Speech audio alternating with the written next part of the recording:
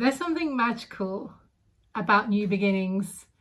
The quiet click of opening a new document, that first sip of tea, just waiting for a story or a moment to unfold. Today I am starting book 2 in my Courtswell's Cozy Fantasy series, and this time we're going to make it even more magical. Welcome to the Rough Draft Diaries, episode 1.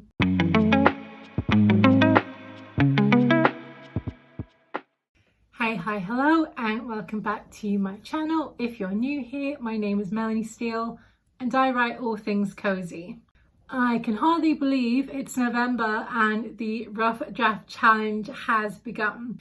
If you don't know what the Rough Draft Challenge is, it is basically a 30-day writing challenge similar to NaNoWriMo, but you don't have to write 50,000 words. It is a challenge being run by Sarah Cannon, who is an indie author of like 30 plus novels, so she knows what she's doing. If you want more information on the challenge that she's running, head over to her channel and she has videos with all the details.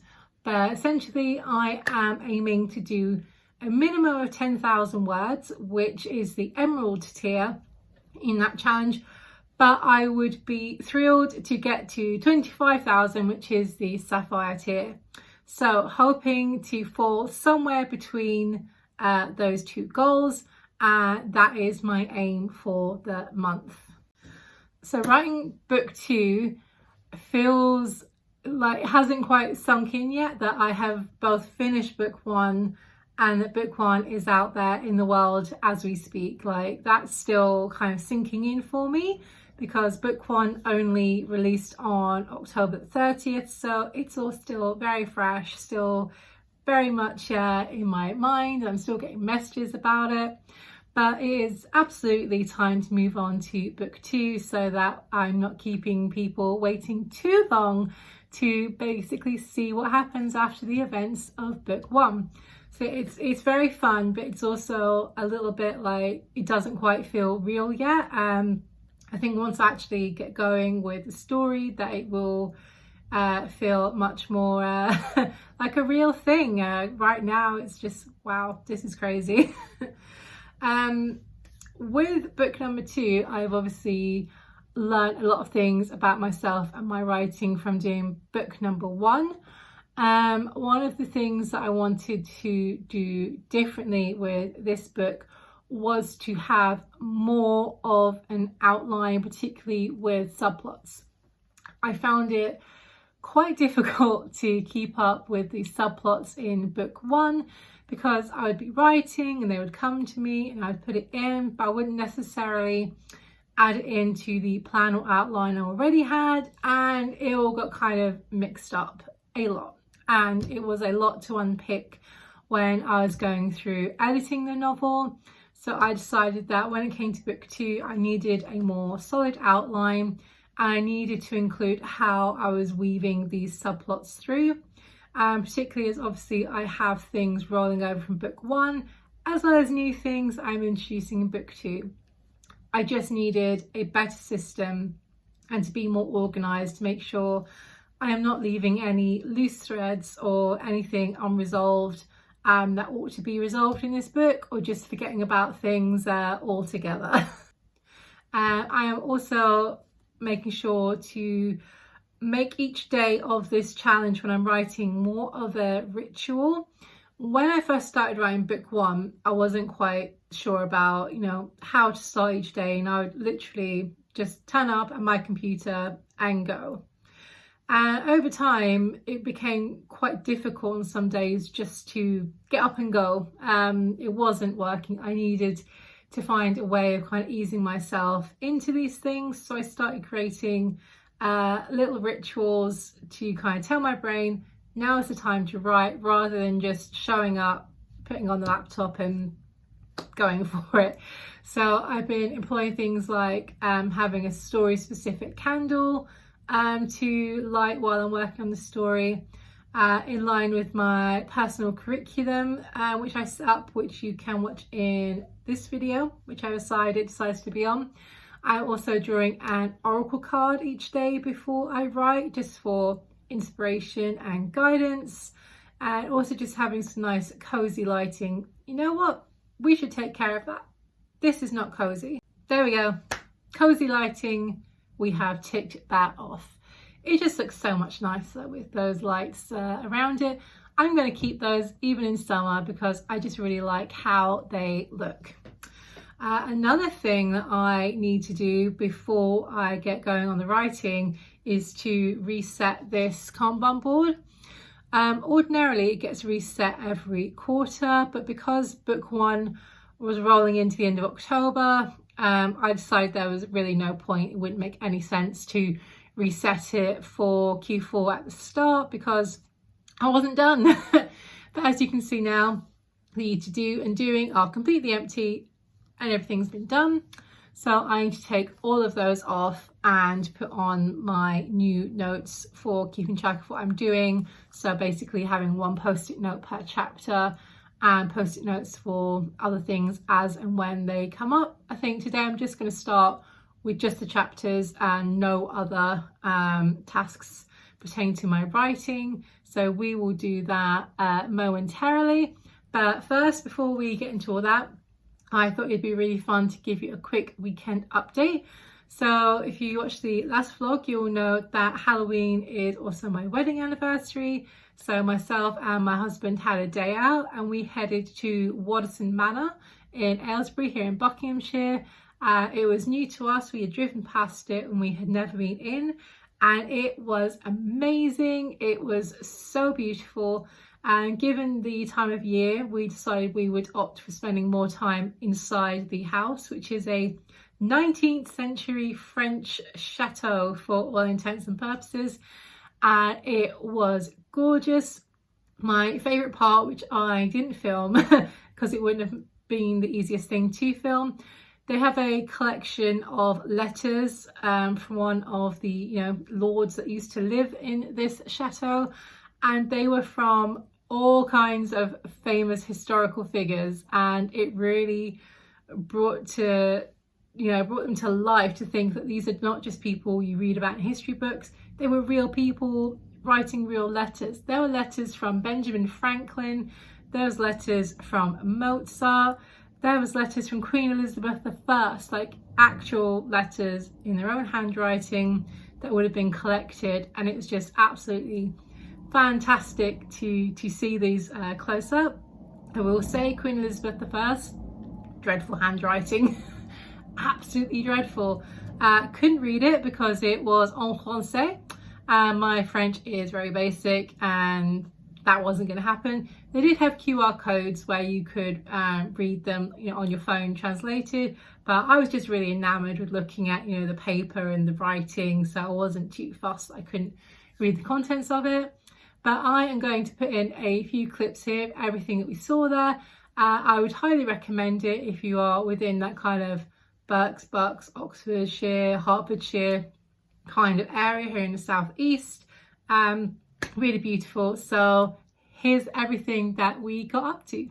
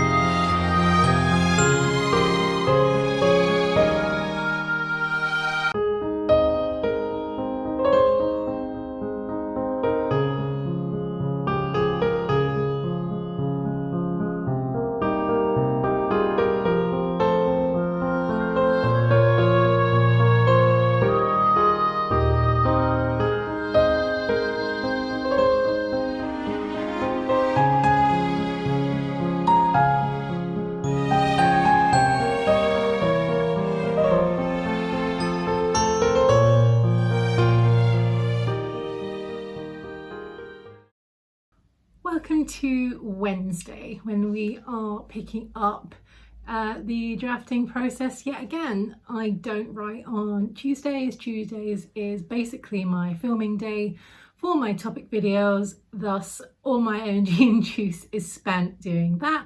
That's fine, because when I outline my writing calendar for the month, I always cross out Tuesdays because I know nothing is going to get done, and also Sundays, just because I believe in having a day of complete rest where I do not write or do anything that is super productive. That is just a day to relax. Maybe it's a day I'm going to pick up my quilting, we shall see. It's just not a day to write, basically. So I always base my word count targets across 5 days and not 7.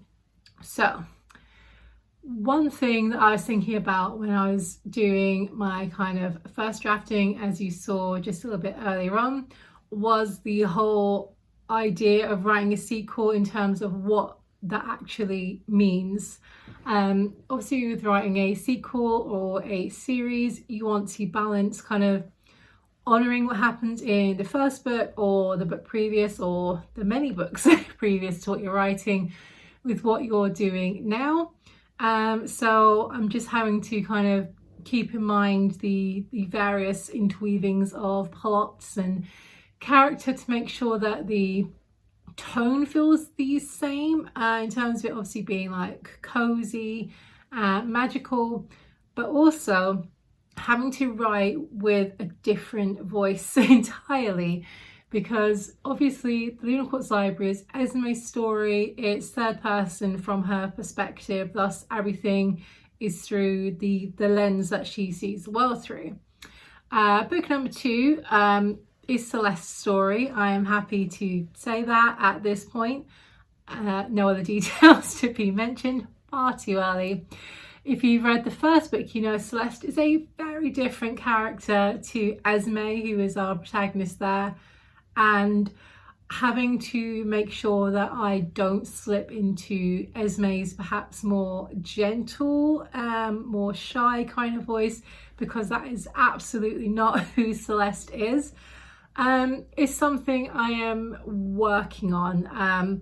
So capturing that same sense of the world, but I'm seeing it through different eyes, different perspective, different life experience. I would say arguably Esme and I have more in common, though certainly not as painfully shy or anxious as she is, and definitely not having the same job for decades and decades, absolutely not. Whereas Celeste is certainly a stronger character, more forthright. She knows her worth. She is very confident, at least on the outside. Of course, there is some vulnerability there. But having to kind of channel my inner Celeste, I guess is what I'm trying to say, is a fresh new challenge in this book. As with everything, the more I do it, the easier it's going to become. And then when I move on to book 3 and that character story, again, I'll be more used to getting into the frame of mind for the person that I am writing about, so that it feels like them, because I don't want all of these books to feel like it's the same person taking you through, because it's not, and it's very deliberately not that. It's to see this world from several different perspectives of people with very different life experiences. So let us get on with some writing.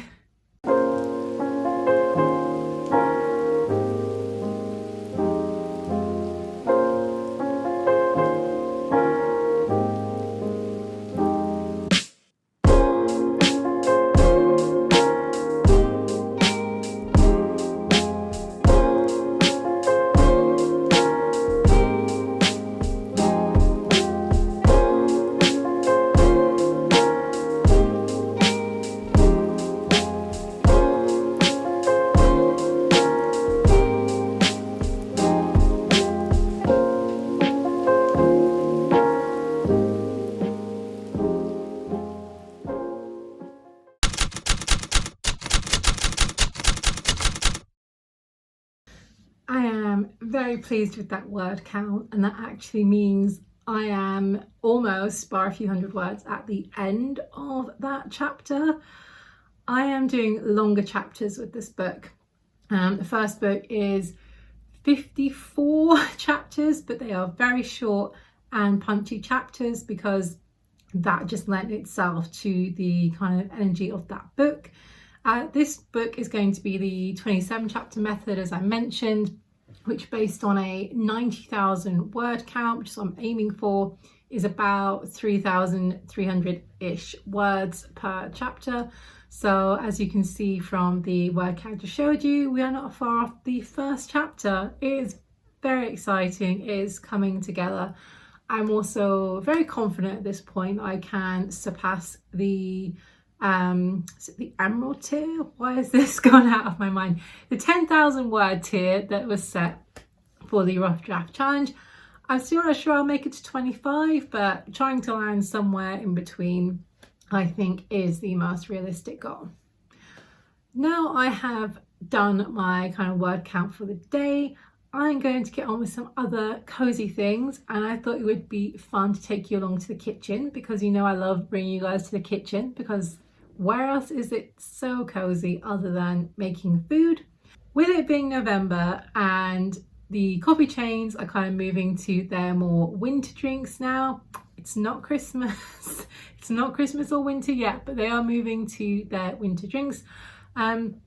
I am going to make my own peppermint mocha syrup because that is my winter drink of choice, and it is super duper expensive from Starbucks, which is the only place I believe that sells it. I don't think Costa does a peppermint syrup. Correct me if I'm wrong. And I haven't seen this flavour at other chains. So other than Starbucks, the only way I can get my fix is to make my own. I previously made a peppermint mocha creamer, but it was with condensed milk, which makes it very calorific, tasty, but very calorific. And currently I am on a weight loss journey, so that is not the way I'm going to go.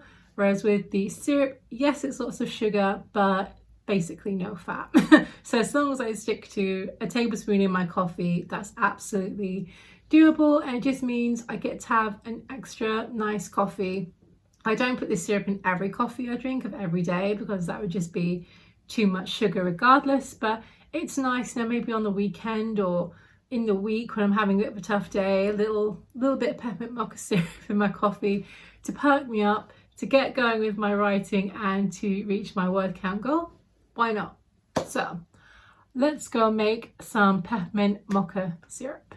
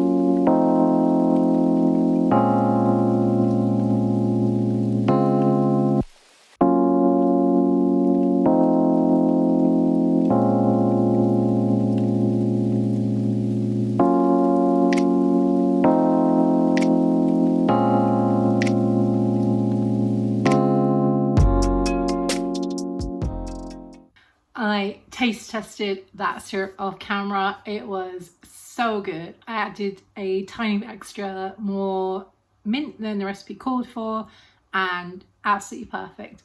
I've now popped it in the fridge where it can obviously stay until it's all gone, which I think it will be quite quickly because it was really, really good.